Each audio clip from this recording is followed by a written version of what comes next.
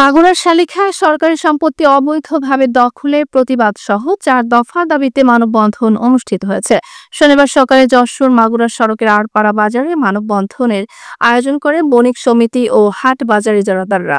বক্তারা বলেন, স্থানীয় সরকার প্রকৌশল অধিদপ্তরের আওতাধীন আড়পাড়া কাঁচা বাজারের নির্মাণ কাজ দ্রুত শেষ করতে হবে, যেন ব্যবসায়ীদের ভোগান্তি কমে। তারা আরো বলেন, বাজারে অবৈধভাবে দখল করা দোকান উচ্ছেদ করে সঠিক পরিকল্পনার মাধ্যমে ব্যবস্থাপনা উন্নয়ন করতে হবে এবং হাট বাজারের জায়গা পুনরুদ্ধার করে ইজারাদারদের বুঝিয়ে দিতে হবে। মানববন্ধনে সভাপতিত্ব করেন বণিক সমিতির সভাপতি সুভাষ চন্দ্র রায়। বক্তব্য রাখেন সাধারণ সম্পাদক সেলিম মোল্লা, সহ সভাপতি আল মুর্তজা মোল্লা, সদস্য সাইফুল ইসলাম ও হাট ইজারাদার শহীদুজ্জামান শহীদ।